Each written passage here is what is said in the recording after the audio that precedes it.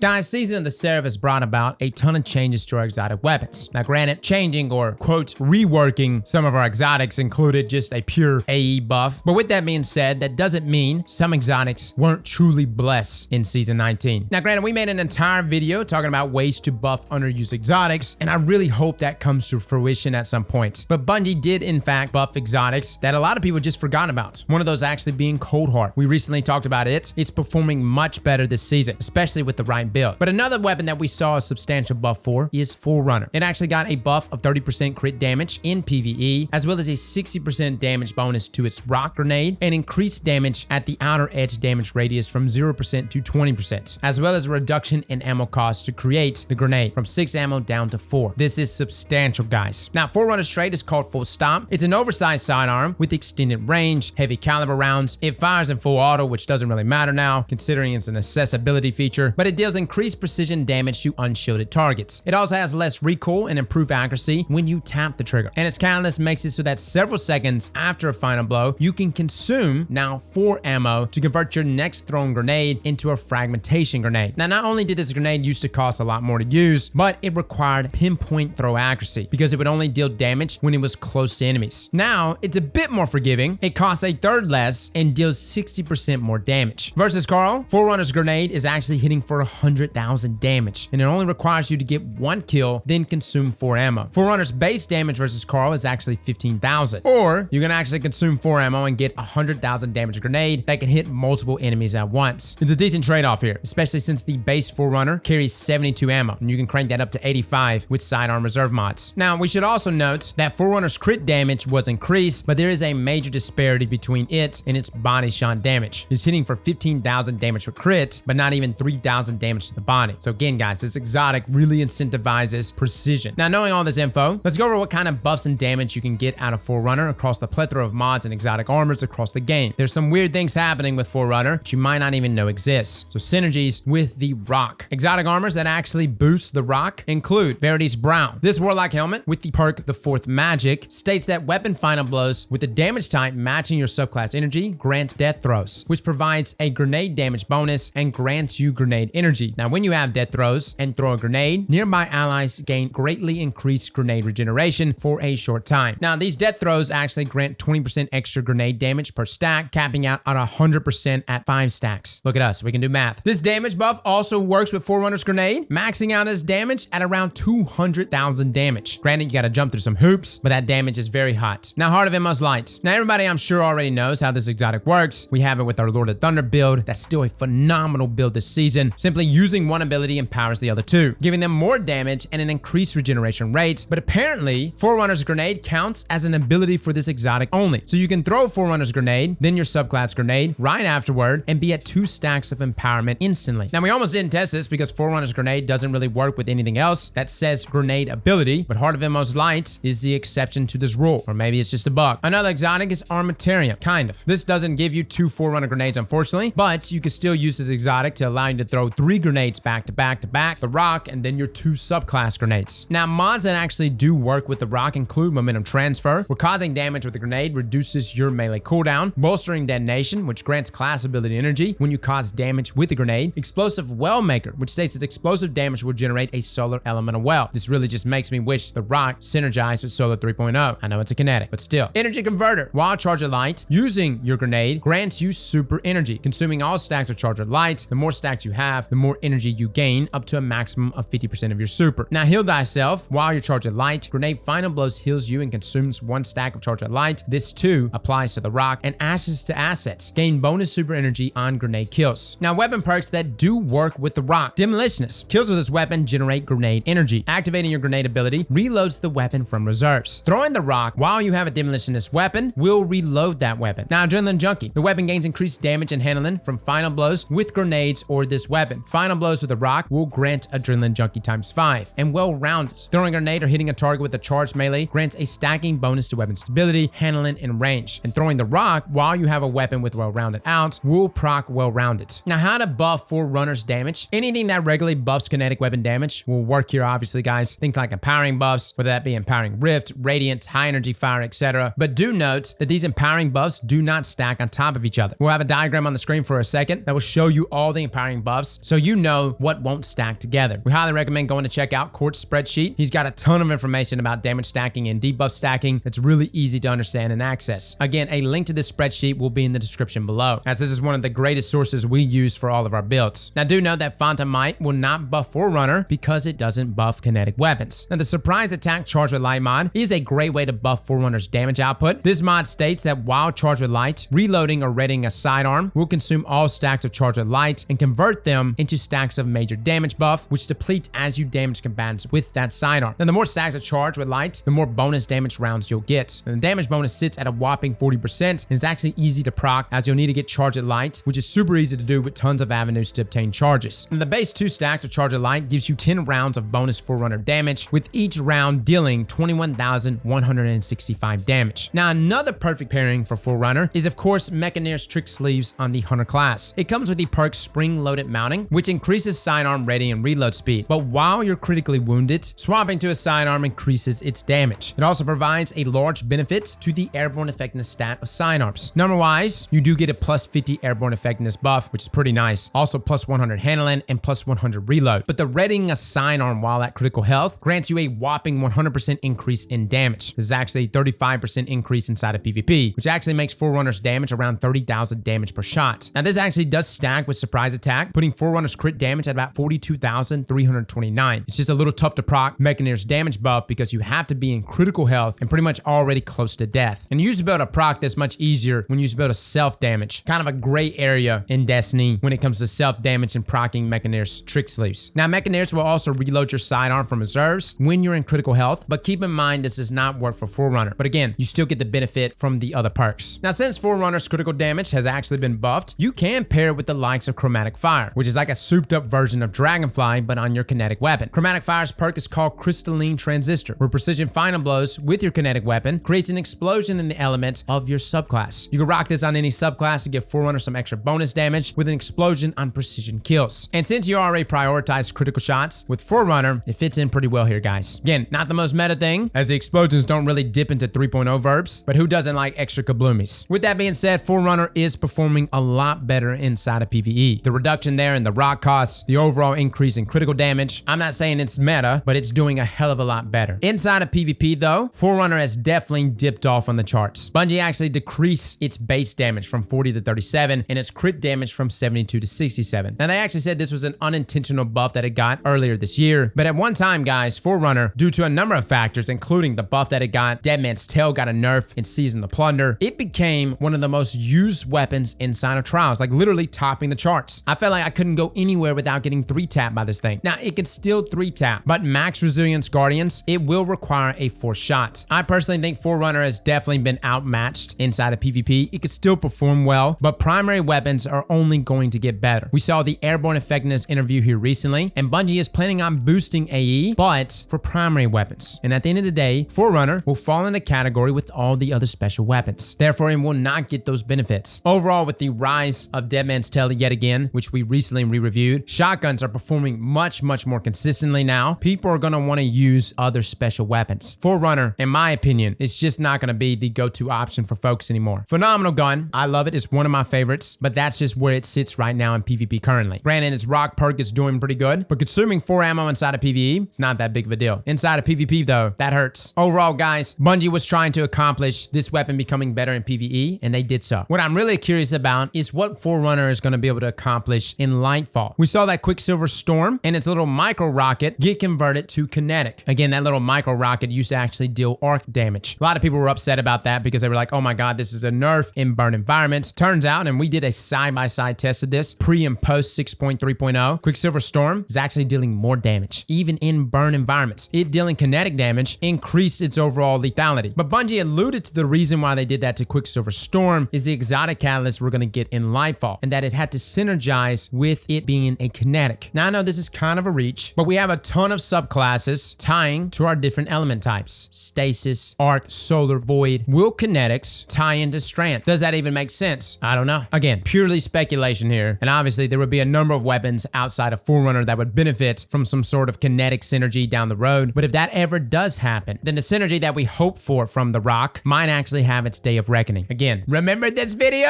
If it happens, come back. Be like, oh my god, Cross, oh Oracle, And I guess if we're wrong, you can just, I don't know, dislike the video, unsubscribe, and never watch anything from us ever again. That's a little dramatic though. With that being said though, guys, play with Forerunner, try it out for yourselves. If you're still utilizing it inside of PvP, by all means, go right ahead. But yes, it did receive a significant nerf in PvP. But for my PvE players, it's popping, man. Increased crit damage, the rock perk substantially increased, ammo reduction costs. Overall, that buff has been very nice. Fellas and ladies, thank you all for coming and watching, and as always, Slap that like button like your mama told you right.